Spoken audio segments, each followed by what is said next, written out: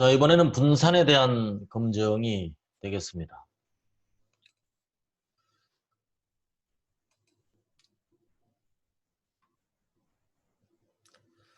자, 분산에 대한 검증은 우리 이미 수업 과정 진행 중에 공부를 한 바가 있습니다. 조금 리뷰를 하자면 분산 검증은 그 자체의 목적이 있는 것이 아니고 리샘플 t-테스트 또는 원웨이 아노바 등을 수행할 때 그 전제가 되는 가정이죠. 이를테면 아노바 같은 경우는 분산에 대한 동질성이 핵심 필수 항목이 되는 것이고, 리샘플 t-테스트는 분산이 동질하냐 여부에 따라서 검증 방법이 달라지게 됩니다. 이퀄 베리언스 검증을 하거나 아니면 서로 분산이 동질하다는 가정하에서 검증하는 그런 두 가지 방식이 존재하게 됩니다. 자, 기본적으로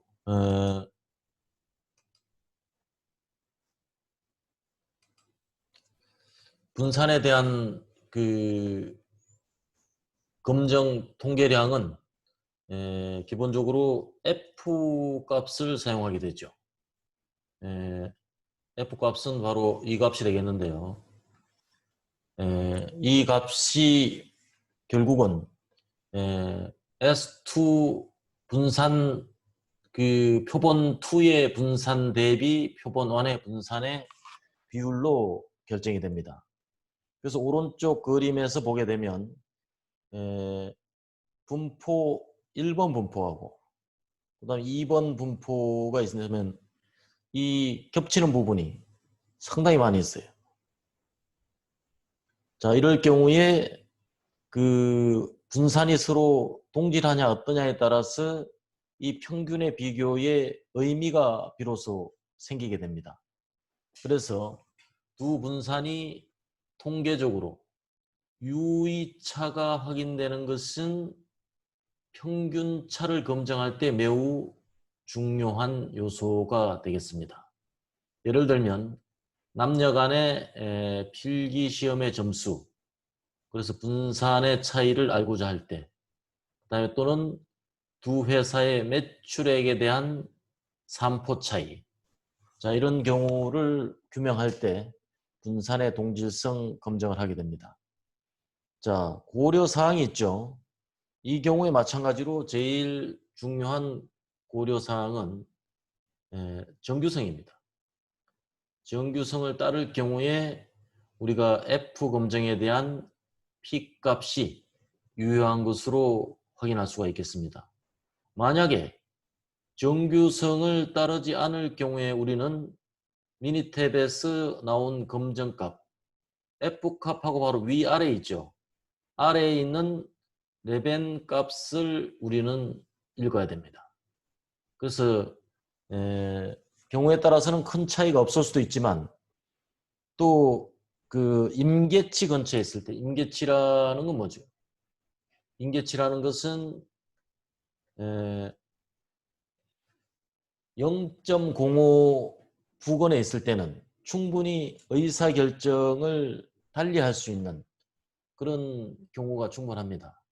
그래서 우리는 통상 F값이나 바틀렛 값을 읽어야 됩니다. 통상 두 개일 경우에는 F값이 뜨고 세 개 이상을 비교할 때는 바틀렛 테스트 값이 뜨는 것이 일반적이라고 하겠습니다. 자, 두 집단의 분산에 대한 검증, 등분산 검증의 예가 되겠습니다. 그래서 등분산 검증 미니탭을 한번 열어보도록 하겠습니다. 자, 미니탭 화면으로 가서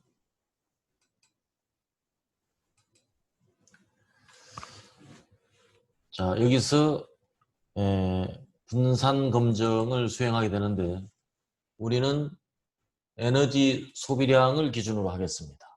에너지 소비량 닫힘의 통풍조절기 1, 2에 따라서 분산이 동질한가를 보도록 하겠습니다. 자, 통계 분석을 클릭하고, 자, 여기서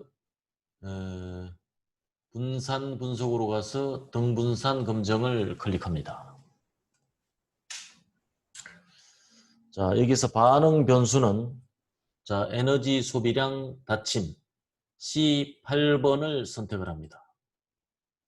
자, 그 다음에 통풍 조절기를 요인으로 선정을 하고 확인을 클릭하겠습니다.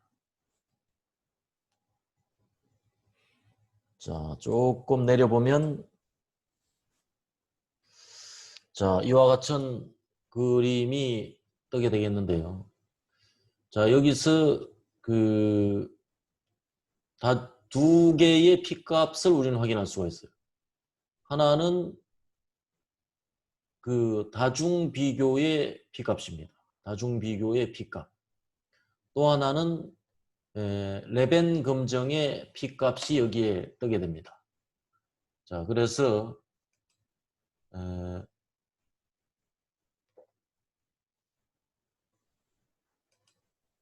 이 두 값을 우리가 주의 깊게 살펴봐야 되는데, 자, 이 P값, 다중비교 P, 이게 F값입니다.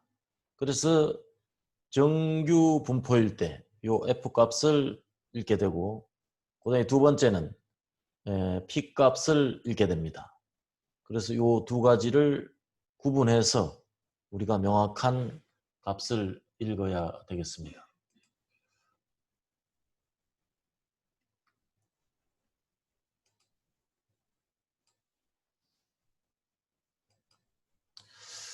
자, 다시 교재로 돌아와서 등분산 검정 우리가 이미 수행을 했죠. 미니 탭에 가서 수행한 바와 마찬가지로 표본에는 우리가 에너지 소비량을 등장을 시켰어요. 그 다음에 요인으로는 통풍 조절기를 선택을 하고 그 다음에 분석을 했더니 자, 이와 같은 결론이 나왔어요. 두 가지 값이 나왔죠. 자, 레벤 F 값이 나왔고 그 다음에 레벤 값이 나왔습니다. 우린 정규 분포이기 때문에 요 레벤의 P 값을 읽고 지금 본 분포의 분산은 동질하다 이렇게 판단을 내리게 되겠습니다. 다음은 비율에 대한 검증입니다. 세 가지의 상황이 있습니다. 집단이 하나일 경우, 그 다음에 두 개의 집단일 경우, 그 다음에 두 개 이상의 집단일 경우도 있겠는데요. 자, 그럴 경우에 기무가설은 샘플의 비율은 모집단의 비율과 같다. 이게 이제 하나의 집단일 경우에 기무가설이 되겠고요. 두 개의 집단일 경우에는 집단 1과 집단 2의 비율은 같다. 물론 대립가설은 다르다라는 가설을 세우게 됩니다. 그 다음에 집단 하나일 경우에도 모집단의 비율과 샘플의 비율은 다르다라는 대립가설을 선택을 하게 됩니다. 그 다음에 이 경우에 사용 크기도 표본의 크기가 충분히 클 때 사용이 가능합니다. 그 다음에 모집단은 기본적으로 정규 분포를 따른다고 가정을 하게 되겠습니다.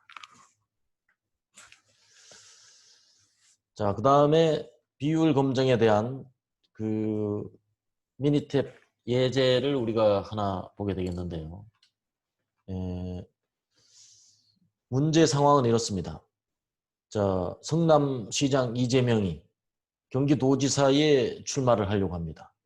그래서 65% 이상이 나를 지지할 경우에 나는 경기도지사에 출마하겠다. 이래서 95명을 조사를 했더니 이 중에 560명이 찬성을 해줬습니다.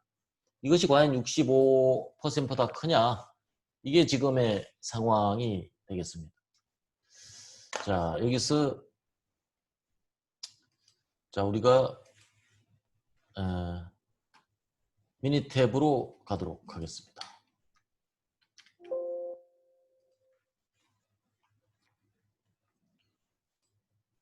자, 미니 탭을 열고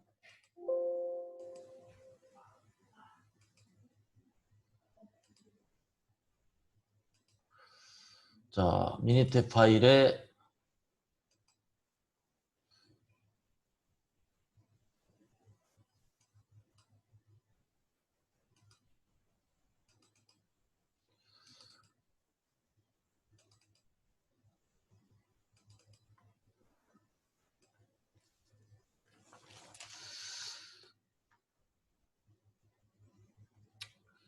이것은 뭐 그 예제가 필요 없는 그 상황이기 때문에 바로 입력을 하겠습니다. 자, 통계 분석에 가서 자, 기초 통계로 갑니다. 단일 비율 검정을 클릭하겠습니다. 자, 이 경우에는 요약 데이터를 선택을 하고 지금 950명 중에서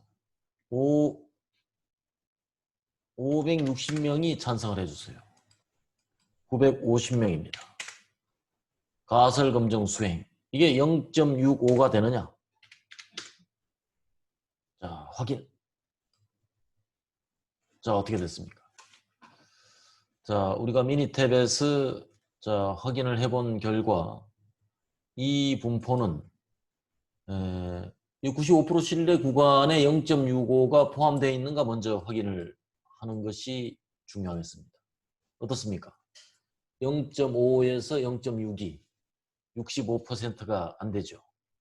아니나 다를까 P 밸류는 0.65라는 규모가설을 기각하고 0.65가 안 된다는 대립가설을 채택을 하게 됩니다.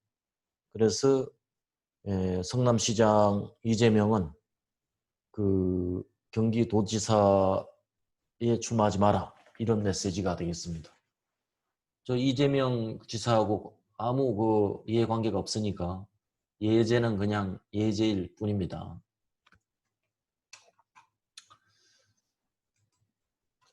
다시 자, 우리 교재로 돌아가겠습니다. 자, 교재로 돌아가서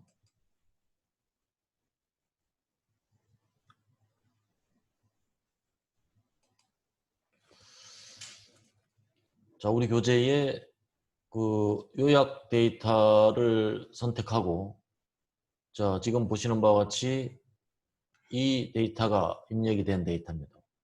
560명. 그래서 시행 횟수는 950. 사건 발생, 즉 찬성한 횟수는 560명. 그랬더니 신뢰 구간이 이와 같이 55%에서 62% 사이에 나왔어요. 이건 65%가 안 된다는 이야기죠. 그래서 P-밸류도 0.05 이하로 나왔고 그래서 우리가 결론을 내릴 수가 있었죠. 그 다음에 두 개 집단에 대한 비율 검정이다. 이 회사에서는 복사기를 20대를 구매를 하려고 합니다. 최종적으로 그 결성에 올라온 그 복사기는 X와 Y라는 두 가지 상표가 올라왔어요. 그래서 요번 그 복사기는 좀 고장이 덜 나는 복사기를 구매를 하려고 합니다. 복사기는 고장이 제일 치명적이죠. 일하다가 복사기 고장나면 참 난감하기 짝이 없습니다. 그래서 올바른 판단을 하기 위해서 50대씩 X와 Y사를 분석을 했더니 X사는 6대, Y사는 8대의 고장 이력을 발견할 수가 있었어요. 그러니까 이 현실적으로 이 6대와 그 8대라는 그 두 대의 차이가 이 우연한 차이냐 아니면 통계적으로 유의한 차이냐, 이게 매우 중요한 거예요. 이게 만약에 우연한 차이라면 언제든지 상황에 따라서 뒤집힐 수가 있는 거예요. 그러나 진정한 실력 차이라면 이건 뒤집기가 어렵죠. 그래서 이것은 통계적 검증을 한 후에 우연적 차이라면 이 두 개 그 회사 중에 차선의 선택 가치가 뭔가를 결정을 해야 됩니다. 차선책으로 예를 들어가서 고장이 아니라면 뭐겠어요? 고장이 아니라면 뭐 이를테면 뭐 가격일 수도 있고, 그 다음에 두 번째는 뭐예요? 뭐 디자인일 수도 있고, 그 다음에 뭐 세 번째는 뭐 이를테면 신속성. 그래서 그 복사기 고장이 6대와 8대가 전혀 우연이라면 그 단지 2대 가지고 그 의미도 없는 선택을 할 게 아니고 지금 가격이나 디자인, 신속성 이런 것들을 추가로 고려해서 정말 우리 회사에 적합한 복사기를 구매할 수가 있는 것입니다. 자, 미니 탭으로 가보도록 하겠습니다.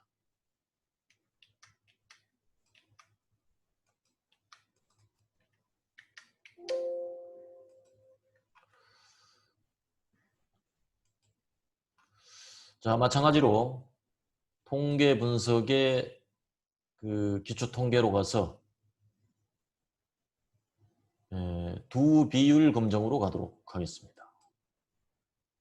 자, 여기에도 요약 데이터를 선택하겠습니다. 자, 첫 번째는 6대가 고장났고 두 번째는 8대가 고장났어요. 50대씩 조사를 했죠. 이와 같이 입력을 시킵니다. 확인하겠습니다. 자, 어떻게 나와 있어요? 자, 여기서 우리가 주목해서 봐야 될 것이, 자, 여기에 차이의 95% 신뢰 구간이 마이너스에서 시작해서 플러스가 됐어요. 마이너스 0.175에서 플러스 0.09. 마이너스에서 시작해서 플러스에서 끝이 난다는 거는 이거는 차이가 없다는 걸 말하는 거예요. 차이가 없다고 한다는 것은 뭐예요? 우연한 차이다 이런 이야기입니다. 두 대의 차이는 그야말로 우연한 차이일 수밖에 없다 이런 거죠. 그래서 p-밸류를 확인해 보니까 역시 0.564, 즉 두 복사기 간의 유의적 차이는 없다 이런 결론을 얻게 됩니다. 자, 마찬가지로 우리 교재에도 동일하게 그 나와 있는 상황을 우리가 확인할 수가 있어요. 자, p-밸류는 0.564가 나왔습니다. 그래서 유의적인 차가 없다 이런 이야기죠. 그 다음에는 3개 이상 집단에 대한 비율입니다.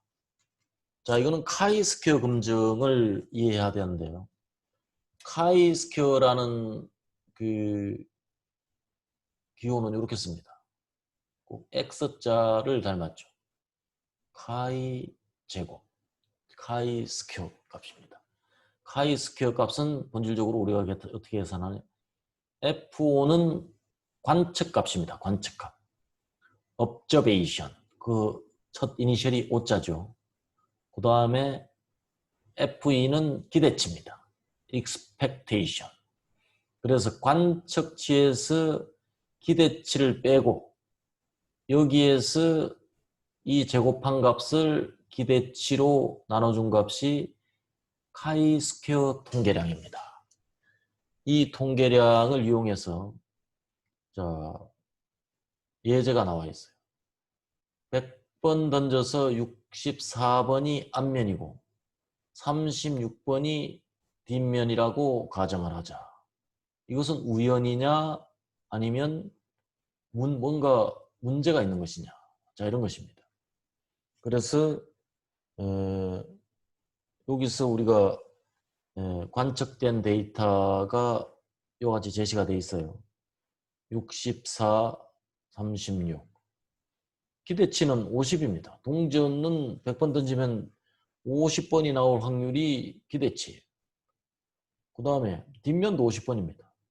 그러면 여기서 카이스퀘어 통계량은 요 식에 의해서 그 식이 얼마입니까? 관측치는 64 빼기 기대치는 50 가로 닫고 요거의 제곱 나누기 기대치가 얼마입니까? 50이죠. 이 값이 3.92가 나왔다 이런 이야기입니다. 그 밑에 값은 뭐 똑같이 나왔죠. 그래서 요 두 값을 더하면 카이스퀘어 값은 7.84가 됩니다. 요게 이제 카이스퀘어 칼큘레이션 값이에요. 칼큘레이션 값이 크리티컬 값을 우리 교재에서 통계학 책에서 찾아보니까 5가 나왔습니다. 칼큘레이션 값이 크리티컬 값보다 크면 어떻게 돼요? 우리는 H1을 기각하고 H0를 기각하고 H1을 채택하게 됩니다. 즉 기무가설을 채택하게 되는 것이죠. 자, 카이스퀘어 검정의 분류는 세 가지가 있습니다. 첫째는 적합성 검정입니다. 이것은 측정된 자료가 특정 분포로부터 관측된 결과인지를 검증하는 것입니다. 그 다음에 두 번째가 동질성 검증이 되겠는데요. 테스트 오브 호모지니어티라고 이야기를 합니다. 그래서 서로 다른 두 집단에서 발생하는 빈도수의 차이가 있는지 없는지를 검증하는 문제가 되겠습니다. 그 다음에 이산형 데이터로 수집된 변수 간에 관계가 있는지를 조사하는 독립성 검증에 활용이 됩니다. 그래서 데이터의 종류는 통상 X는 이산형 또는 범주형 데이터이고 Y 또한 이산형 또는 범주형 데이터가 되겠습니다. 자, 여기에 하나 예가 있어요. 3개 이상의 집단에 대한 비율 검증입니다. 우리 여러분 옛날에 유행했던 고래밥이란 과자 아십니까? 고래밥이란 과자에 보면 이 상어도 있고 그다음에 보고도 있고 그 다음에 꽃게, 뭐 고래, 오징어, 문어, 붕어, 그 다음에 불가사리, 뭐 거북이 이렇게 나와요. 그럼 이게 뭐 랜덤하게 제조회사에서 아마 담았을 텐데 실제 사서 이렇게 펴놓고 이 개수를 갖다 이렇게 좀 씌워본 결과입니다. 그렇게 씌워보니까 전체 평균값이 얼마가 나왔습니까? 12.5가 나왔어요. 12.5. 그럼 이게 카이스퀘어 값은 얼마겠어요? 카이스퀘어 값은. 이게 자유도는 8입니다. 이게 1, 2, 3, 4, 5, 6, 7, 8, 9. 자유도는 DF는 N-1이므로 해서 9-1은 8이죠. 요 8을 가지고 우리 통계표 가면 카이스퀘어 크리티컬 값을 찾을 수 있습니다. 그 크리티컬 값하고 요 카이스퀘어 값 계산한 값 어떻게 계산해요? 첫 번째 계산하면 어떻게 돼요?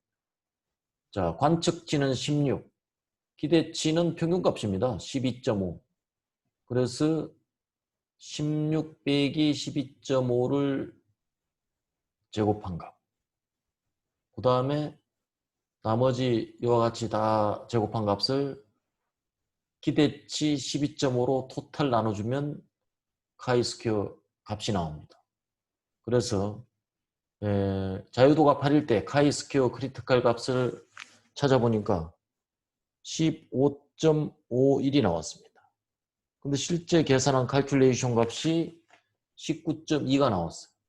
그래서 카이스퀘어 제곱의 칼큘레이션 값이 카이스퀘어 크리티컬 값보다 컴으로 해서 이 결과는 제조상에 뭔가 우연히 이렇게 담긴 것이 아니고 뭔가 그 상어가 특별히 많이 담길 만한 그 이유 있는 그런 그 공정의 변수가 있다 이런 이야기죠. 그래서 이것은 우연이 아니라는 H1을 채택하게 되는 것입니다.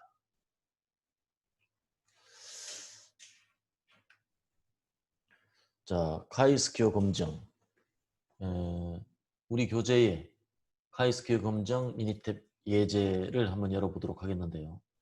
자, 이것은 어떤 공정에서 발생하는 오류들이 특정 부서와 관련이 있는지를 확인을 하려고 합니다. 그래서 총 309개의 공정 오류에 관한 데이터를 아래와 같이 수집해서 부서별로 4개의 분량 항목으로 분류 기록한 데이터가 되겠습니다. 자,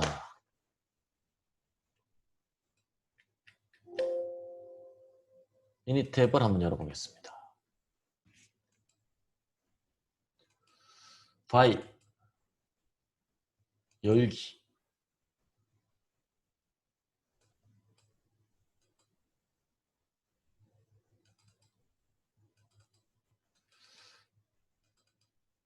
자, 카이스퀘어 19를 열어보도록 하겠습니다. 자, 이런 경우에는 자, 어디를 선택해야 될까요? 자, 통계 분석을 선택하고 표로 갑니다. 자, 표로 가서 카이 제곱 연관성 검정을 클릭합니다. 자, 여기에 요약된 데이터 이원표의 있음을 클릭을 해줍니다. 그 다음에 여기서 교육 부족과 업무 과부하까지 4개를 모두 선택을 해주게 됩니다. 확인합니다. 자, 그러면 이와 같은 그 결과가 나타나게 되는데요. 밑에가 다 보일 수 있도록 조금 내리겠습니다. 자, 일단은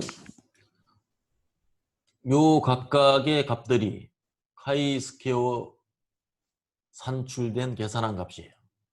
즉 기대치 마이너스 관찰값 마이너스 기대치 제곱한 다음에 기대치로 나눠준 카이스퀘어 값입니다.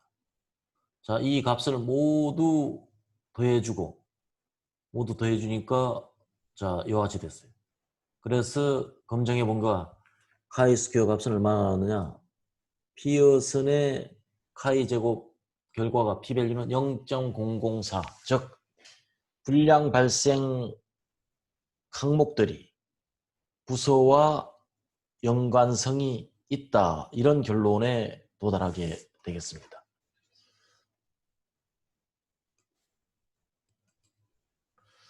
자, 이와 같이 3개 이상의 변수를 가지고 있는 그런 상황에서 카이스퀘어 검정을 하니까 p-밸류가 0.004로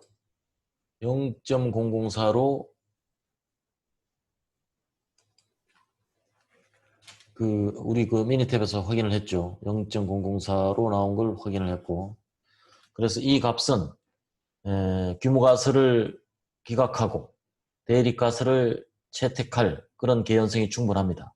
그래서 이것은 그 부서별 불량 발생과 관련성이 있다라는 대립가설을 채택합니다. 자, 다음 상관 회귀 분석입니다. 자, 상관 분석은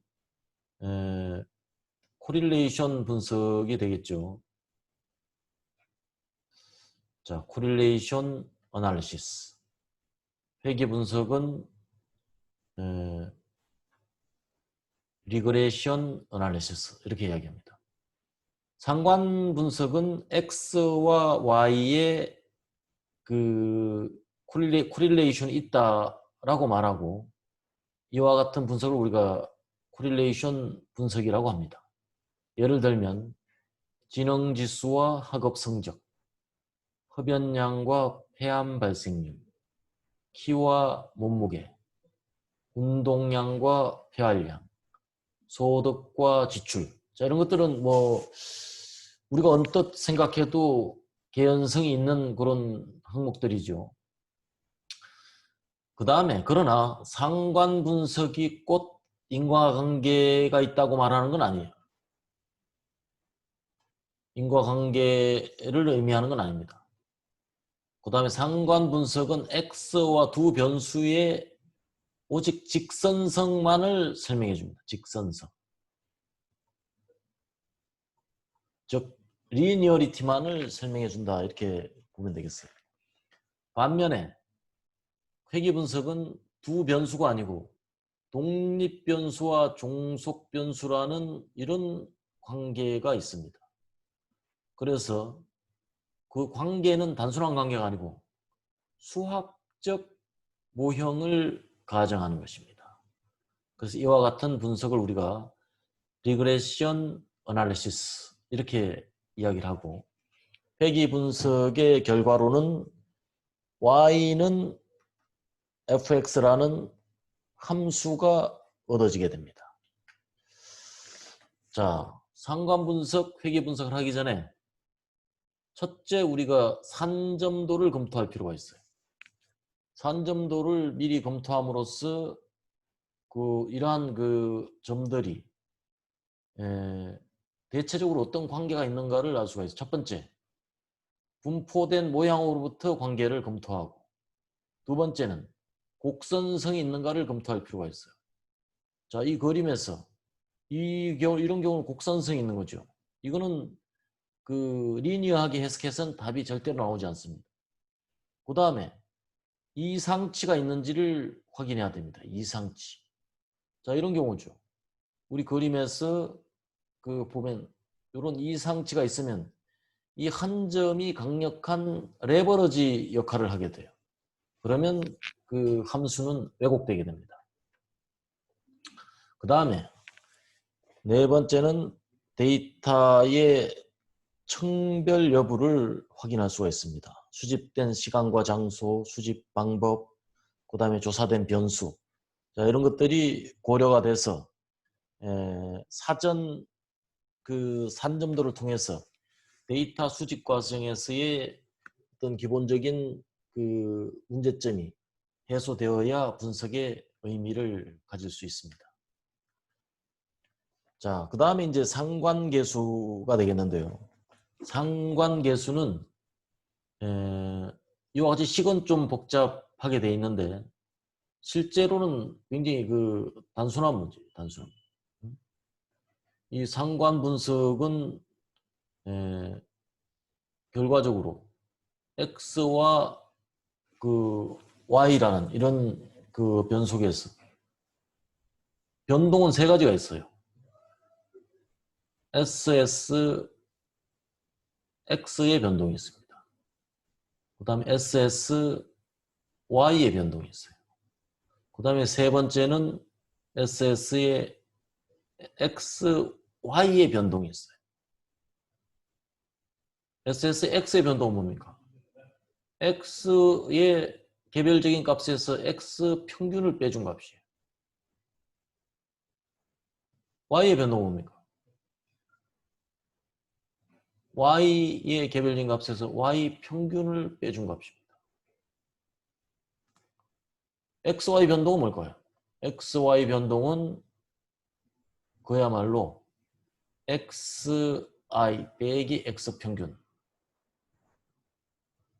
이거를 제곱해주고 곱하기 또 yi 마이너스 y 바를 제곱해 줍니다. 요 값이 본질적으로 요 값입니다.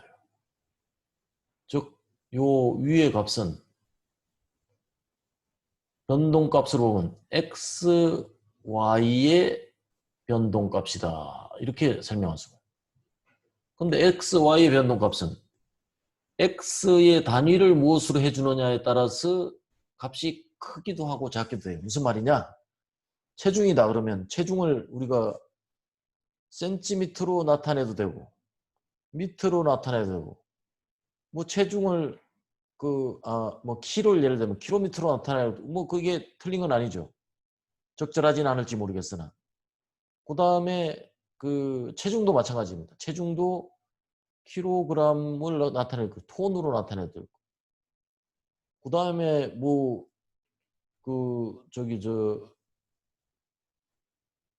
그 중국 같은 경우는 어떻게 돼요? 맥건으로 나타날 수도 있어요. 고기 같은 건 맥건으로 나타나죠. 그래서 이렇게 단위를 달리함으로 해서 값이 달라질 수 있는 그런 그 여지가 없어야 되기 때문에 동일한 차원으로 나눠준 것입니다. 동일한 차원이라는 건 뭐겠어요? 자, SSX 값과 SSY 값으로 나눠주고 루트를 씌워줌으로써 표준화시켜준 것입니다. 결국은 상관계수의 본질은 XY 변동이라는 이야기죠. XY 변동. 그래서 이 상관계수가 0일 때는 리니어리티, 즉 직선관계가 없다.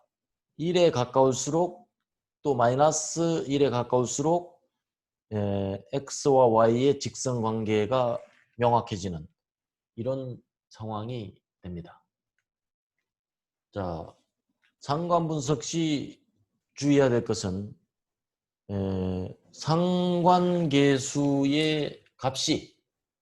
상관계수의 값이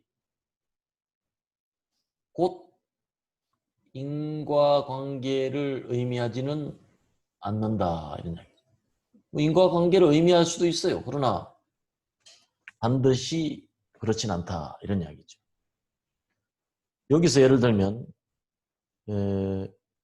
범죄 발생 건수와 도시의 인구수는 인과관계가 있어요. 사람이 인구가 많으면 당연히 사람 많은 곳에 많은 나무에 바람 잘 날이 없다는 이런 옛날 속담이 있죠. 그 다음에 인구가 많으면 종교 집회 횟수도 증가되게 돼 있어요. 이건 인과관계가 있습니다. 그러나 범죄 발생 건수와 종교 집회 건수 간에 무슨 그 상관관계가 높다고 해도 요거는 상관관계가 있을지 모르지만 인과관계로 설명할 수는 없는 것입니다. 자, 그런 차원에서 상관관계가 있다고 항상 인과관계가 있는 건 아니다. 그렇게 보는 거고요. 자, 요거는 여러 가지 이제 산점도와 상관계수의 관계를 볼 때 주의해야 될 패턴. 첫째는 요거는 곡선 관계가 있는 것입니다. 요거는 요 한 점이 이상치로서 작용하고 있는 경우고 요 한 점은 동떨어져 있음으로 해서 그 상관계수는 높게 나올지는 모르겠으나 추가적인 데이터 수집이 필요한 이런 대목이에요. 이게 이렇게 될지는 모르는 것입니다. 그다음 이것은 데이터의 범위가 그 좁은 상태. 이것도 그 주의해서 봐야 될 패턴 중에 하나가 되겠습니다. 자, 상관 분석은 저 예제를 하나 볼 텐데요. 시장 조사 결과 고객들이 배터리 복원 시간이 5.25초를 넘으면 이게 프레시가 터지는 그런 시간이 늘어난다는 걸 알 수가 있어요. 그래서 잔여 전압과 플래시 복원 시간과의 관계를 그 상관 분석으로서 분석을 해본 것입니다. 자, 일단은 기본적으로 산점도를 먼저 파악하는 게 매우 중요하고요. 산점도를 파악한 이후에 회귀 분석을 통해서 회귀성이 얼마나 있나를 확인하는 게 중요하다고 하겠습니다. 자, 여기서 예제를 열어서 미니탭을 보도록 하겠습니다. 자, 열기. 자, 여기서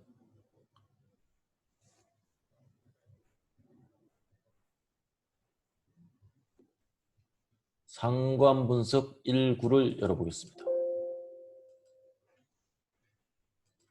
자, 여기서 사후 전압과 플래시 복원 시간과의 관계 C5와 C6가 데이터가 되겠습니다. 통과해본 통계 분석.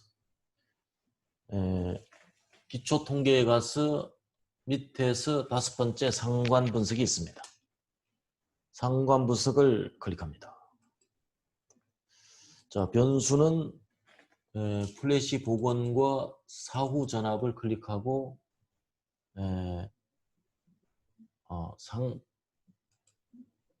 산점도 행렬을 같이 보도록 하겠습니다. 확인. 자, 기본적으로 이제 산점도를 먼저 볼 수가 있는데요.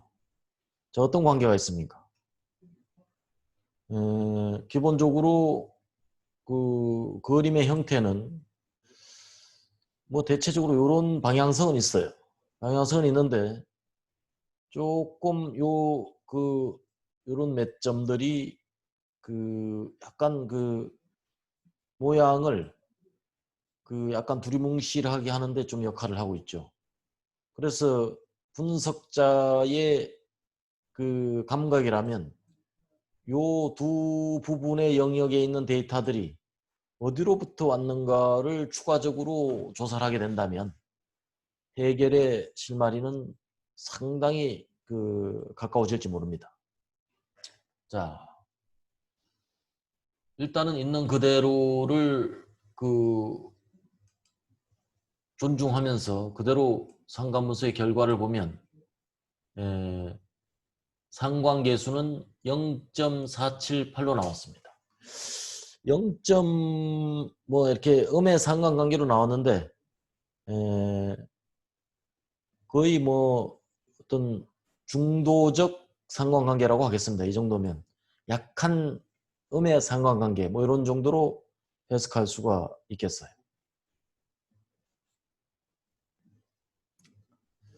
자, 다시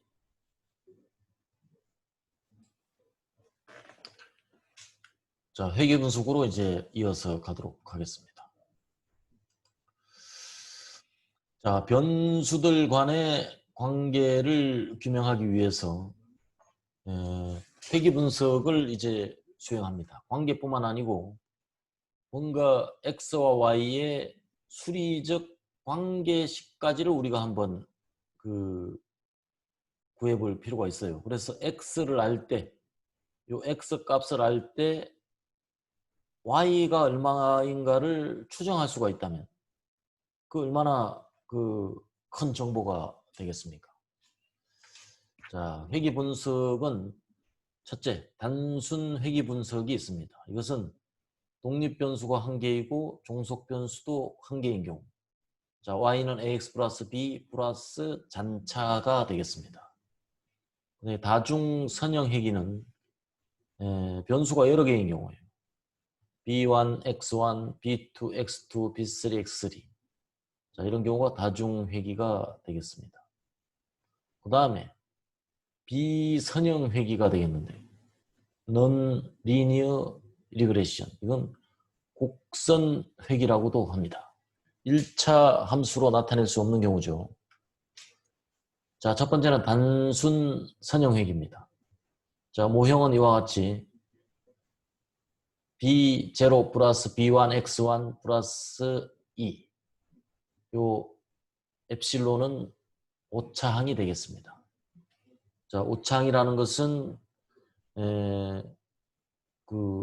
estimate 기대치 또는 추정치죠.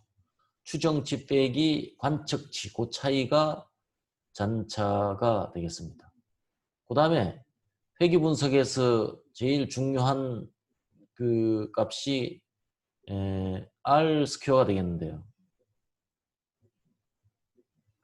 R 스퀘어는 총 변동분의 SST분의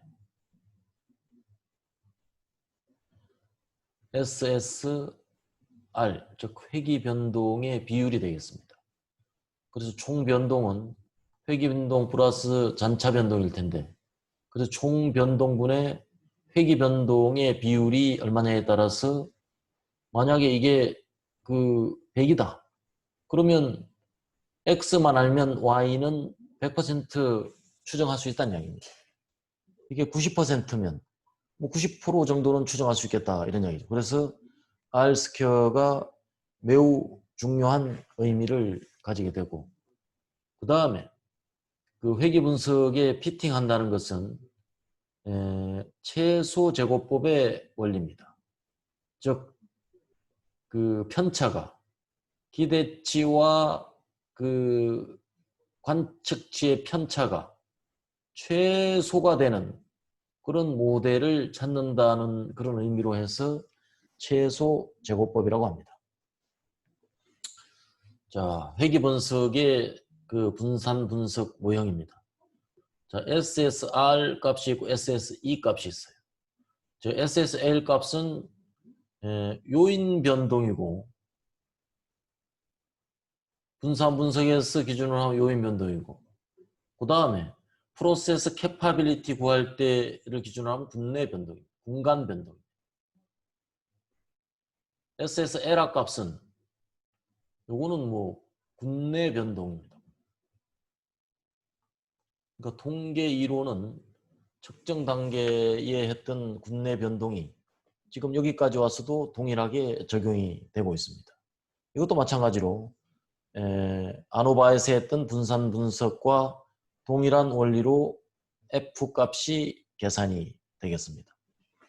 그 다음에 중요한 의미를 갖다다고 아까 말씀드렸는 R 스퀘어, 결정 계수가 매우 중요합니다.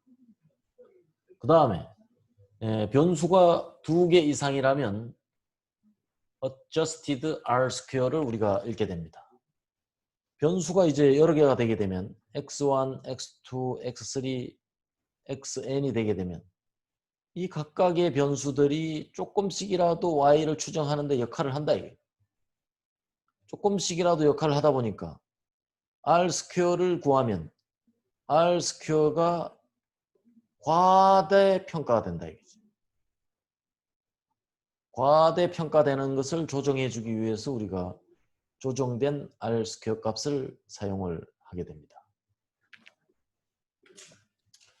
그래서 결정계수 R 스퀘어하고 그 다음에 조정된 결정계수 adjustment R 스퀘어하고 구분하는 게 좋겠습니다. 그래서 조정된 R 스퀘어는 유의하지 않은 독립 변수들이 회귀식에 포함되면 감소되는 그런 경향이 가지고 있고, 조정된 R 스퀘어는 다중 회귀 분석에서 R 스퀘어가 과대평가되는 것을 해소하기 위해서 매우 유용하게 사용할 수가 있겠습니다. 그 다음에 P값과 결정계수의 관계. 자, R 스퀘어가 매우 크다. 근데 P-밸류가 0.05보다 작다. 이것은 변동이 설명되고 통계가 유의적이라는 의미입니다. 이건 정상이에요. 그런데 R 스퀘어는 매우 큰데 P-밸류가 0.05보다 크다. 이건 변동은 설명되지만 통계적으로 유의하진 않다. 이건 더 많은 자료가 필요하다는 그런 의미가 되고, 이상치가 중대한 영향을 미치고 있는 그런 상황입니다. 그 다음에 R 스퀘어가 적은데 P-밸류는 0.05 이하이다. 통계적으로는 유의한데 이것은 많은 데이터로 인해서 P-밸류가 작을 수가 있습니다. 그래서 R 스퀘어가 충분한지를 조사하고 작은 변화를 할지라도 의미가 있음으로 해서 다른 X들을 추가로 찾는 것이 중요한 문제 돌파의 상황이 되겠습니다. 그 다음에 R 스퀘어가 작은데 P-밸류는 0.05보다 크다. 매우 당연한 결과예요. 이런 경우는 변동도 설명되지 않고 통계적으로 유의하지도 않습니다. 이것은 더 많은 자료를 모은다든가 아니면 다른 X들을 규명해 볼 필요가 있겠습니다. 그 다음에 이제 잔차 분석인데 이것은 회귀 분석에서 사후 확인 사항으로 매우 필수적인 사항입니다. 이걸 놓치고 가면 안 됩니다. 잔차의 평균치는 항상 0이다. 이게 첫 번째. 그 다음에 잔차의 값은 항상 랜덤해야 됩니다. 이게 두 번째. 그 다음 등분산성, 이게 세 번째. 그 다음에 독립성, 이게 네 번째입니다. 그래서 잔차가 가지고 있어야 될 기본적인 성질은 이와 같이 1, 2, 3, 4 네 가지의 성질을 충족해야 됩니다. 자, 회귀 분석 프로세스예요. 그래서 사전 전제사항은 독립 변수가 연속이고 반응 변수가 연속이어야 됩니다. 산점도를 먼저 그려볼 필요가 있어요. 산점도를 그리지 않고 회귀 분석을 실시하지 말 것. 매우 중요한 이야기입니다. 그 다음 회귀 분석은 단순 회귀 분석이 있고 다중 회귀 분석이 있어요. 그 다음에 이제 나중에 최적화시키는 과정에서 단계적 회귀 분석도 고려해 볼 수가 있겠습니다. 그 다음에 이제 결정 계수를 확인하고 회귀 모델을 검증을 하게 됩니다. 그 다음 잔차 분석, 아까 필수적이라고 이야기했죠. 그래서 이상이 있다면 이상치를 제거하고 정규성, 분산성, 독립성, 아까 또 하나가 뭐가 있죠? 플러스 랜덤성.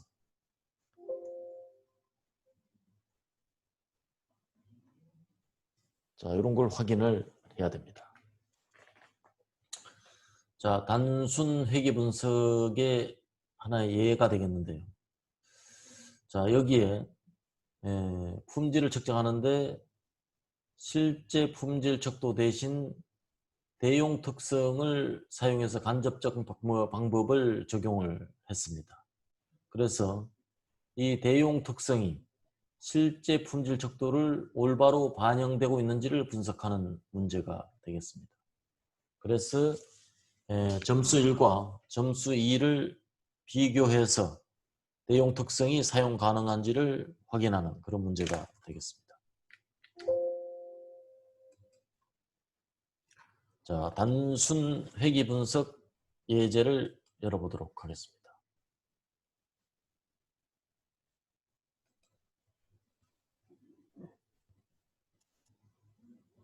자, 열기.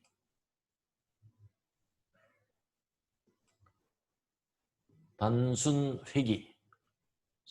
단순 회귀 1구를 열어보겠습니다. 자, 여기서 점수 1과 점수 2를 보는 거예요. 자, 통계 분석, 회귀 분석. 여기서 적합선 그림을 선택합니다. 반응 값은 점수 2. 예측 변수는 점수 1입니다. 확인. 자, 무엇보다도 자, 이런 그림이 중요하죠. 회귀 분석에서 가장 중요한 것은 역시 R스퀘어입니다. R스퀘어가 95.7. 매우 높죠. 그 다음에 산점도를 보더라도 특별한 이상 징후가 없어요.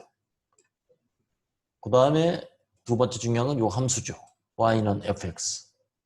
그 다음에 세 번째 중요한 것이 아까 나왔던 p-밸류가 되겠습니다. p-밸류는 어디 있을까요? 여기 있습니다. p-밸류가 0.0000. 그래서 이 경우는 결정 계수도 상당히 높게 나오고 그 다음에 p-밸류도 0.05 이하로 나오고 매우 바람직한 그런 회귀 분석 결과가 되겠습니다. 추가로 또 한 가지 더 우리가 확인해 볼 것이 잔차 분석입니다. 통계 분석. 회귀 분석 적합성 그림 클릭하고 그래프를 클릭해 봅니다. 잔차 그림 4개 모두 확인. 자, 그러면 여기에 확인하게 되면 잔차 분석이 이루어집니다. 요 그림이죠. 자, 잔차는 이와 같이 그 정규 분포에 적합해야 됩니다. 그 다음에 그 관측 순서에 따라서, 그 다음에 값이 크고 작음에 따라서 등분산을 이루고 있어야 돼요. 그 다음에 랜덤해야 되고, 그 다음에 관측 순서별로 독립해야 됩니다. 자, 이런 조건을 기본적으로 충족하고 있는 상황을 확인을 하면 사후적으로 우리가 분석한 회귀 모형은 매우 적합하다 이렇게 판단을 할 수가 있겠습니다.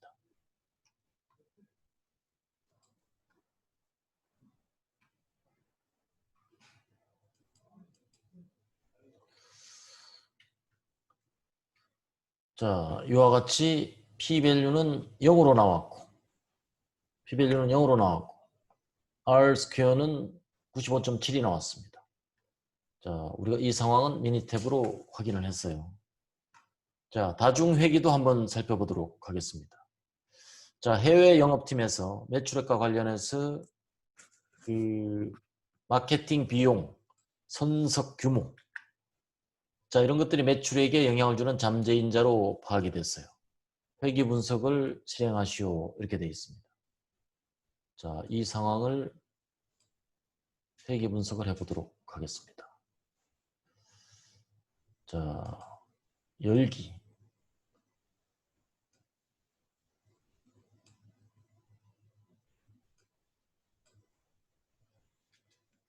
다중회귀 일부를 열어보겠습니다. 확인. 아니요. 자, 전체 딜러, 마켓 사이즈, 그 다음에 어마운트 이렇게 되어 있어요. 그래서 이 값은 종합적으로 회귀 분석은 어마운트가 각 3개의 변수별로 어떤 그 관계성이 있는가를 확인하는 그런 문제가 되겠습니다. 자, 통계 분석, 회귀 분석으로 가서 여기서 자, 회귀 분석을 클릭합니다. 적합 회귀 모형을 선택하겠습니다. 자, 반응은 어마운트, 예측 변수는 딜러, 그 다음에 마케팅, 딜러가 2번 들어갔죠. 자, 그 다음에 사이즈 3개를 클릭한 다음에 확인을 눌러줍니다. 자, 이와 같이 확인이 됐습니다. 자, 여기서 전체 R-스퀘어는 아마도 수정된 R-스퀘어를 눌러가지고 88.09 이렇게 확인을 눌러주고요. 여기서 p-밸류가 0.05 이하로 떨어지는 것이 비교적 그 회귀 모형에 포함시켜야 될 그런 그 필수 항목이 되겠습니다. 자, 지금 같은 경우는 다시 교재로 돌아와서 자, 확인을 해보면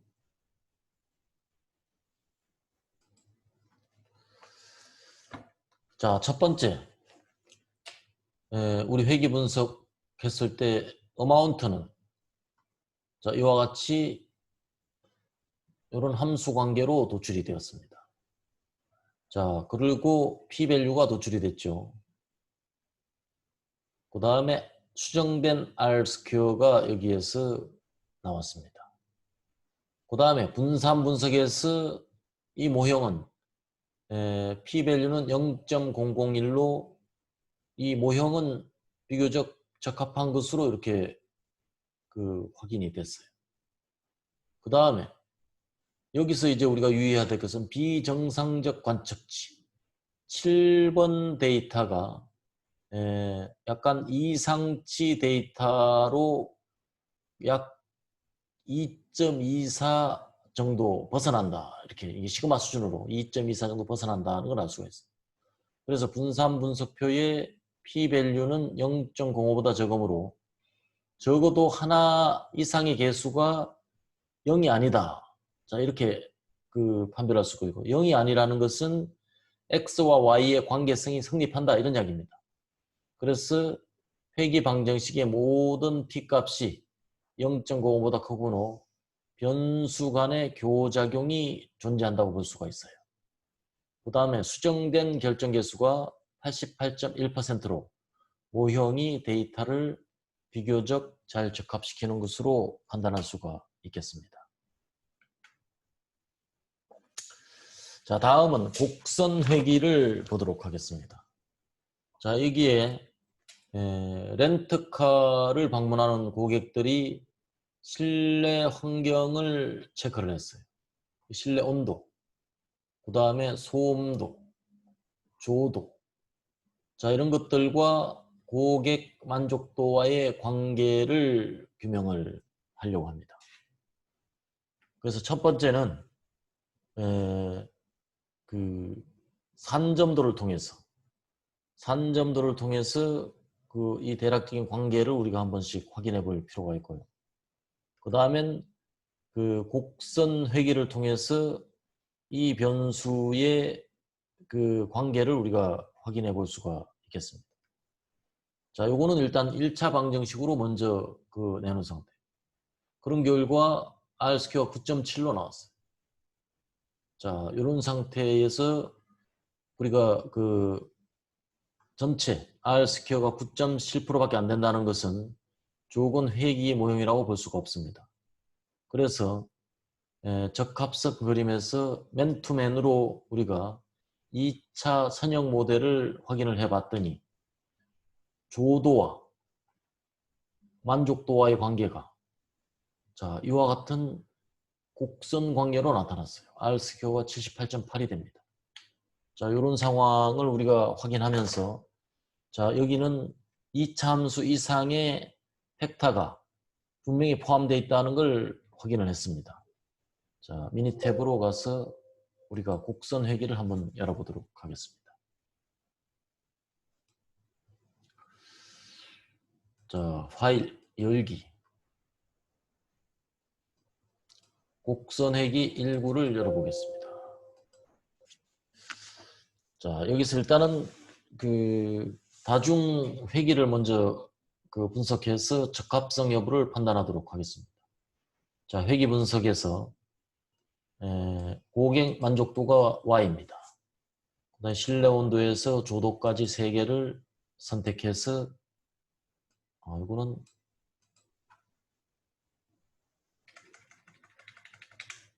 계량형 예측 변수에 선택을 해줘야죠. 자, 확인하겠습니다. 자, 이와 같이 확인해 본 결과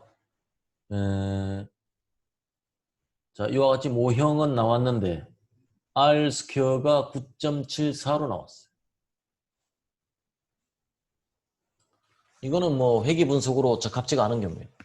그 다음에 각각의 p-밸류도 0.05 이상인 게 하나도 없어요. 자, 이런 경우에는 일단은 이 변수 하나하나별로 우리가 x, y의 관계를, 곡선 관계를 확인해 볼 필요가 있겠습니다. 그래서 추가적으로 확인해 본 결과 자, 이걸 확인하기 위해서 우리가 산점도 행렬도를 한번 그려볼 필요가 있습니다. 산점도 행렬도를 그려보면 y가 만족도, x는 실내 온도에서 조도까지 선택을 합니다. 확인. 자, 그렇게 보면 이 y 만족도하고 실내 온도하고 소음은 그다지 관계성을 찾기가 어려워요. 거기에 비해서 조도는 굉장히 이런 곡선 관계가 있다는 걸 우리가 이 산점도를 통해서 대략적으로 확인이 가능합니다. 그래서 통계 분석, 회귀 분석으로 가서 적합성 그림으로 갑니다. 그래서 고객 만족도를 Y로 두고 조도를 X로 둘 때 회귀 모형을 2차를 선택을 해줍니다. 확인하겠습니다. 자, 그렇게 되면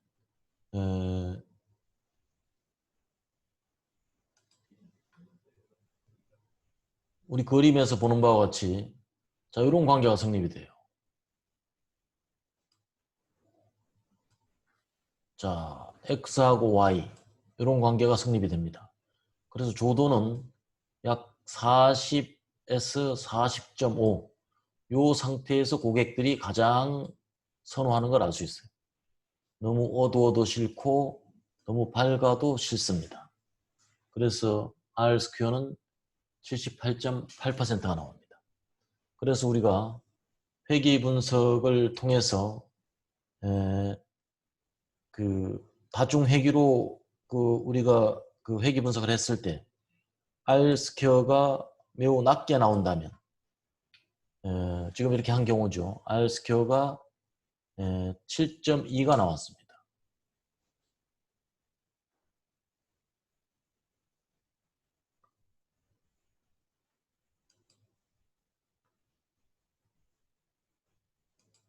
자, 여기에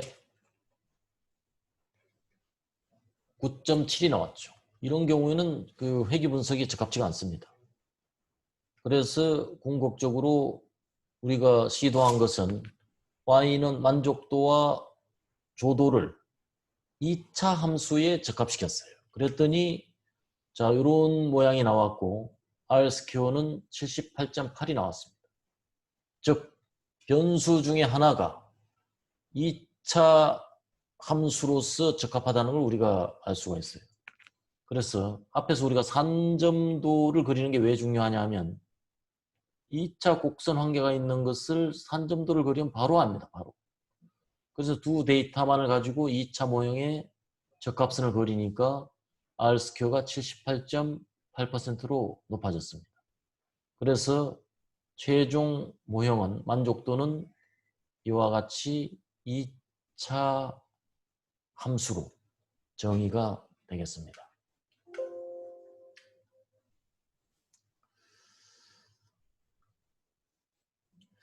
자, 이상으로 해서 자, 통계적 가설 검정. 우리 굉장히 여러 가지 살펴봤죠. 첫째는 평균차 검정. 그 다음에는 그 상관 분석, 회귀 분석. 그 다음에 비율 검정. 그래서 다시 한번 리뷰를 하자면 일단 데이터가 존재하면 첫 번째로 연속 데이터인가를 먼저 확인해 볼 필요가 있어요. 연속 데이터면 우리가 모수 분석을 할 것인지 비모수 분석을 할 것인지. 연속 데이터가 아니라면 이산형 데이터예요. 분명히 비율 분석입니다. 그래서 비율 분석은 one proportion 검정, two proportion 검정, 카이-스퀘어 검정 세 가지가 있다고 말씀을 드렸고 각각의 것들을 전부 미니탭을 통해서 실습을 해봤습니다. 두 번째 연속 데이터일 경우에는 정규 분포인가가 중요하죠. 정규 분포가 아니면 비모수 검증입니다. 즉, 넌 파라그래프 검증입니다. 그 다음에 그 정규성이 확립이 되면 모수 검증을 할 수 있게 돼요. 그래서 샘플이 하나라면 1샘플 G 검증 또는 1샘플 T 검증을 할 수가 있습니다. 1샘플 G 검증은 모집단의 표준 편차를 알 때, 모른다면 1샘플 T 검증. 샘플이 30개 이상 증가된다면 1샘플 T 검증과 G 검증은 거의 차이가 없게 된다. 그 다음에 샘플이 2개라면 우리는 분산의 동질성을 확인해야 되고 분산의 동질성이 확인이 되면 assume equal variance, 분산의 동질성을 가정하고 이 샘플 t-테스트를 해줘야 됩니다. 만약에 분산이 동질하지 않다면 분산의 동질성을 체크하지 않고 이 샘플 t-테스트를 해주게 됩니다. 그 다음에 두 변수가 서로 독립이 아닌 경우에는 우리가 쌍체 검증을 해주게 됩니다. 그래서 쌍체 검증은 순서를 뒤바꿀 수 없다는 것을 우리가 강조한 바 있고요. 그 다음에 변수가 그리고 그 샘플군이 3개 이상 할 때는 원웨이 아노바를 해줬습니다. 마찬가지로 그 분산의 동질성을 검증해 주었고요. 분산이 동질하지 않으면 변수가 3개 이상일 때는 통상 평균 검증은 수행하지 않습니다. 그 다음에 이제 그 회귀 분석을 했죠. 회귀 분석을 하기 전에 상관 분석, 즉 X 두 변수 사이의 직선성을 규명하는 것이 상관 분석입니다.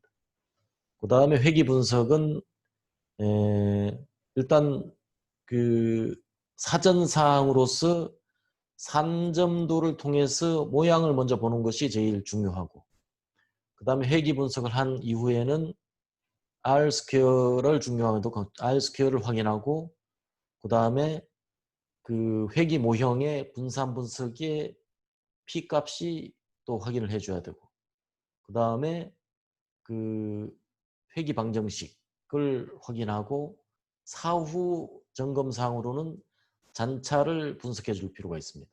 잔차는 그 잔차의 대수합은 0이 나와야 되고, 랜덤해야 되고, 정규 분포에 건사해야 되고, 그 다음에 데이터가 등분산성이 확립돼야 되고, 순서에 따라서 독립해야 됩니다. 그 다음에 다중회귀를 살펴봤죠.